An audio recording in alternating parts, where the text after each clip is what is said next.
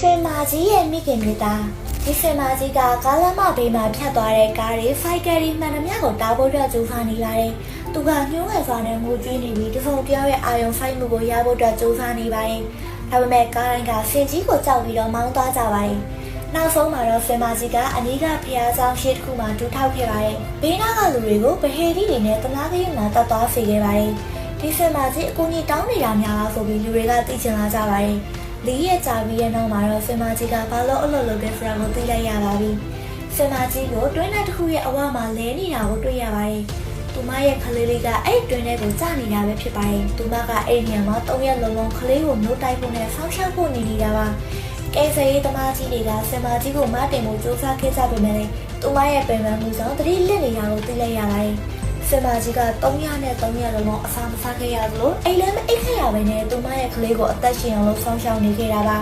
။ကဲဆယ်ရေးသမားတွေကနည်းနည်းဆန်းဆန်းပဲရွှေမာကြီးကိုတွင်းထဲကနေမထုတ်ဖို့ကြိုးစားခဲ့ပါတယ်။ဒါပေမဲ့သူမအပြင်ရောက်တဲ့အခါမှာတော့အသက်ရှူရပ်သွားခဲ့ပါပြီ။ကဲဆယ်ရေးအဖွဲ့ကဒီရွှေမာကြီးပေါ်မှာလက်မလျှော့ဘဲနဲ့ CPR လုပ်ပေးဖို့ကြိုးစားခဲ့ကြပါတယ်။ထူးဆန်းစွာနဲ့တွင်းထဲကျနေတဲ့သူမရဲ့ကလေးလေးကတွင်းထဲအပြင်ကိုတွေ့တက်လာနိုင်ခဲ့ပြီးအမေရဲ့ဘေးနားကိုပြေးသွားခဲ့ပါတယ်။အဲ့လိုရင်နာစရာကောင်းတဲ့အချိန်မှာကလေးလေးကသူ့ရဲ့အမေကိုပူတီပူတောက်လုပ်ပြီးတော့နှိုးဖို့ကြိုးစားပါတယ်။ရုတ်တရက်သူမထလာခဲ့ပါတယ်။အရာရာကိုဖန့်ကျင်ပြီးတော့ရွှေမာကြီးကအသက်ပြန်ရှင်လာခဲ့ပါတယ်။အဲ့ဒီနားမှာရှိနေတဲ့လူတွေအကုန်လုံးကမျက်ရည်ကျကုန်ပါတယ်။ဒါကမျောလင်းချက်ချစ်ချင်းမြတ်တာနဲ့မိနဲ့တာသမီကြားကတန်ရောစင်ကိုပြသနေပါတယ်။ဒီအဖြစ်ပြကပရိသတ်တို့ကိုမိနေရဲ့ချစ်ချင်းမြတ်တာကအကန့်အသတ်မရှိသလိုသစိမ်းနေစီကကျင်နာမှုကလည်းကံကြမ္မာကိုတော့ပြောင်းလဲနိုင်နေဆိုတာကိုသိရှိစေဖို့အတွက်သတိပေးလိုက်သလိုပါပဲ။